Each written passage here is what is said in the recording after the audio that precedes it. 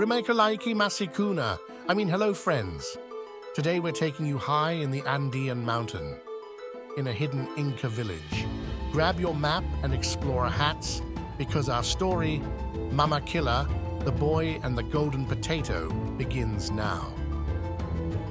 The Inca year started on December 21st, with the first month dedicated to the moon. On that initial day, the gentle Killa emitted an opal light. Runo, the young Indian, gazed at her with sorrowful eyes. The child's father was in despair. He lived without hope and never left his home. While it was the season for tilling the fields, and the Indians were planting corn, potatoes, and okra, the poor man had no reason to join them, since he owned no land. In December, Runo's parents called upon the spirit of their old grandmother, who had departed to the land of the gods. The child gazed at the moon and implored, "Be merciful to us, dear Killa, and grant my father a field." Playfully he added, "Killa, break free from your stillness for a moment and wink at me." A cloud drifted across the night star, veiling one of her eyes with a whitish haze. Runo laughed, thinking, "Killa understood me," and peacefully fell asleep. The next morning, the child woke up in a cheerful mood. As usual, he went to greet his parents, who were patiently mending old clothes as they did every day. Sitting on the floor, his parents greeted him. Then a man entered the house and spoke to the father. "Neighbor, I know you don't have your own field to cultivate. That's why I came to ask for your help. My son is sick, and I need your hands to take his place." Without waiting for a response, the wealthy Kauro left.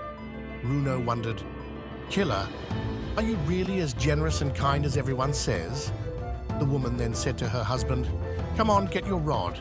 You might need to drive away the animals that come to destroy our good neighbor's crops." As she spoke, she took an ear of corn from the basket they had saved for December and handed it to the man. The child whispered softly, "Killa, you are our true sister." Kauro walked around his field with his wife, who carried a drum and struck it with strong, frequent beats, creating a loud noise. Simultaneously, she pounded the hard ground with her bare feet, aiming to drive away the harmful insects that slept beneath the earth during the winter.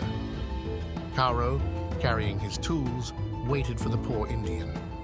When he arrived, the wealthy neighbor handed him a hoe, and they both began to work.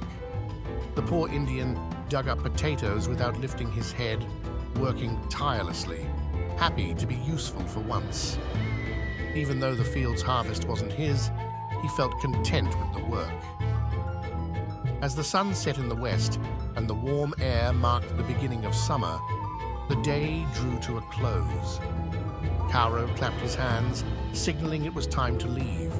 At that moment, the poor Indian joyfully exclaimed, "What is this?"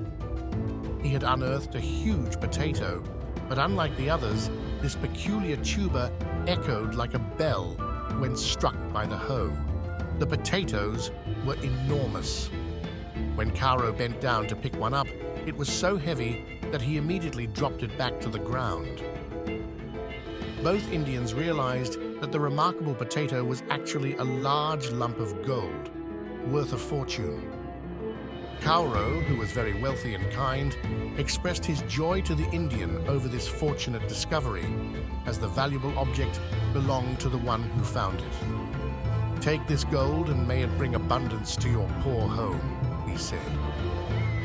Runo was overjoyed. After that event, every night he looked up at the moon and always winked at it mischievously as a sign of gratitude and love. Thank you for watching our story about Runo and the generous spirit of the Inca people. This story reminds us that kindness and community are treasures more valuable than gold. If you enjoyed it, please like, share, and subscribe for more enchanting stories from ancient cultures. See you in the next adventure.